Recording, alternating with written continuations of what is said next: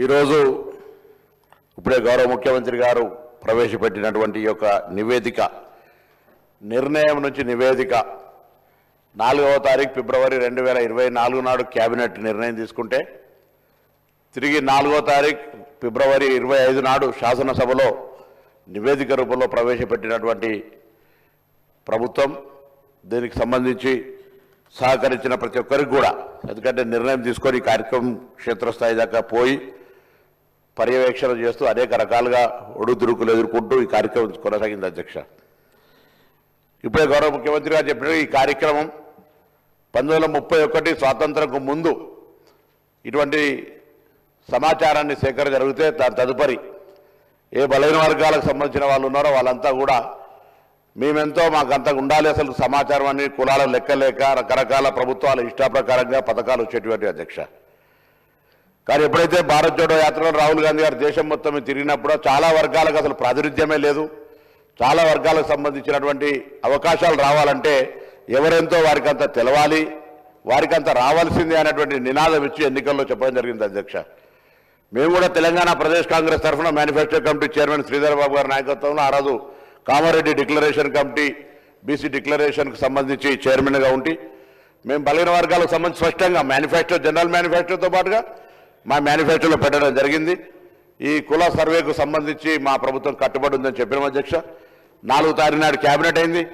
16 నాడు ఇదే సభలో అందరి గౌరవ సభ్యుల సహకారంతో ఈ యొక్క తీర్మానం చేసుకొని పార్లమెంట్ ఎన్నికల తర్వాత ప్రత్యేకమైనటువంటి కార్యక్రమాల ద్వారా ప్లానింగ్ డిపార్ట్మెంట్ తెలంగాణకు సంబంధించినటువంటి ప్లానింగ్ డిపార్ట్మెంట్ చీఫ్ సెక్రటరీ గారి ఆధ్వర్యంలో సందీప్ సుల్తాన్ గారి ఆధ్వర్యంలో ఈ యొక్క కార్యక్రమాన్ని 1,00,000 బయటి వాళ్ళనో లేకపోతే ఇంకోవరికి సంబంధించిన సమాచారం కాక ఇది ఒక ప్రభుత్వ ఉద్యోగులను వాడుకొని సమాచారాన్ని సేకరించిన అధ్యక్ష. నేను ఈ యొక్క సభలో ఇక్కడ ఉన్నటువంటి ఇంతకుముందు గౌరవ ముఖ్యమంత్రి గారు కోరినట్టుగా పెద్దలందరికీ కోరుతా ఉన్నా. 1931 నుంచి సమాచారం లేదు, ఇలా సమాచారం వచ్చింది. సమాచారానికి సంబంధించి ఇంకా ఏదైనా సరిచేయాల్సిన అవసరం ఉంటే, ఇంకా ముందుకు పోవడానికి బలహీన వర్గాలకు సంబంధించిన న్యాయం చేయాలనుకుంటే దయచేసి సలహాలు సూచనలు చెప్పండి. తెలంగాణ ప్రభుత్వ బలహీన వర్గాల శాఖ మంత్రిగా ప్రభుత్వం సంబంధించి వాటన్నిటినీ బలహీన వర్గాల సంక్షేమం కొరకు తీసుకొని పోతాం. దయచేసి దీన్ని కూడా ప్రతిదీ రాజకీయం చేసినట్టుగా బలహీన వర్గాల ఆకాంక్ష ఇది.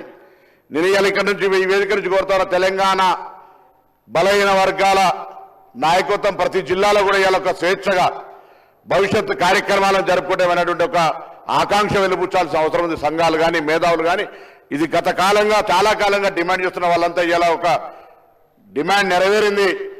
సభలో చట్టబద్ధత ద్వారా లేకపోతే ఆ తీర్మానం చేసిన కూడా అడిగినారు ఏం చట్టబద్ధత ఇలా కార్యక్రమం నిర్వహించుకొని ముందుకు వచ్చిన సందర్భంగా అడుగుతాను. అందరూ కూడా దయచేసి ఈ యొక్క జనాభా వచ్చినటువంటి సమాచారాన్ని తీసుకొని భవిష్యత్తులో ఆయా వర్గాలకు ఎటువంటి న్యాయం చేయాలి, ఏం జరగడానికో ముందుకు తీసుకొని పోదాం.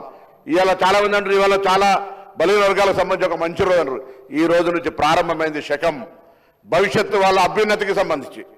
ఈ ప్రభుత్వంతో పాటుగా భవిష్యత్తులో ఎక్కడైనా ఏడైనా ఈ దేశానికి రోల్ మోడల్గా తెలంగాణ ప్రభుత్వం తీసుకున్నటువంటి యొక్క సమాచార సేకరణ బరాబర్ తెలంగాణ రాష్ట్ర యొక్క తీసుకున్నటువంటి కార్యక్రమం యావత్ దేశంలో నిన్న కూడా గౌరవ ఫ్లోరం లీడర్ రాహుల్ గాంధీ గారు పార్లమెంటు వేదికగా చెప్పినారు తెలంగాణ ప్రభుత్వం తీసుకుంటున్న చర్యల్ని.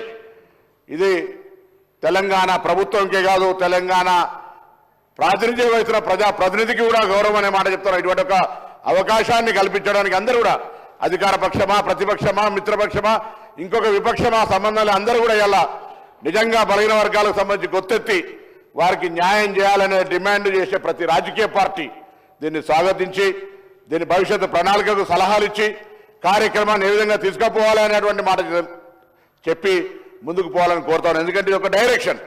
ఇలా నిర్ణయం నుంచి నివేదిక వచ్చిన తర్వాత ముందుకు పోవడానికి తీసుకునే రోడ్ మ్యాప్కు సంబంధించి సభలో చర్చకు పెట్టడం జరిగింది.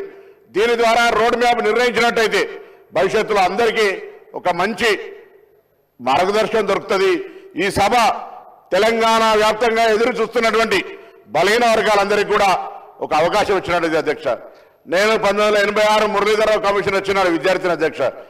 నా మాజీ బీసీ వెల్ఫేర్ మినిస్టర్ కమలాకర్ గారు, ఇప్పుడున్న కేంద్ర మంత్రి బండి సంజయ్ గారు కరీంనగర్ సంబంధించి అందరం కూడా ఆనాడు కమిషన్ మూవ్మెంట్లో పాల్గొని నినదించినటువంటి వాళ్ళం ఇవాళ శాసనసభ్యులుగా ప్రభుత్వంలో ఉన్నటువంటి వాళ్ళందరం కూడా ఇది ఒక చట్టం, ఒక సేకరణ, సమాచార సేకరణ జరిగి భావి తరాలకు న్యాయం జరగడానికి ఒక ప్రతినిధిగా, బలహీన వర్గాల ప్రతినిధిగా ఇలా మా ప్రభుత్వం ఇచ్చినటువంటి అవకాశాన్ని చూసి ఈ కార్యక్రమం చేపట్టడం అంటే జీవితంలో ఒక గొప్ప కార్యక్రమం అనే మాట ఈ సందర్భంగా మనం దీనికి సంబంధించి మా నాయకుడు రాహుల్ గాంధీ గారు కానీ, గౌరవ ముఖ్యమంత్రి గారు కానీ, ఉప ముఖ్యమంత్రి గారు కానీ, కమిటీ చైర్మన్ గా మాకు మార్గదర్శకత్వం చేసినటువంటి ఉత్తమ్ రెడ్డి గారు కానీ, సహచర మంత్రులు కానీ, గౌరవ ప్రతిపక్ష నాయకులు కానీ, ఇతర రాజకీయ పార్టీల నాయకులందరూ కూడా ఒక బలహీన వర్గాల మధ్య ధన్యవాదాలు తెలియజేస్తా ఉన్నా.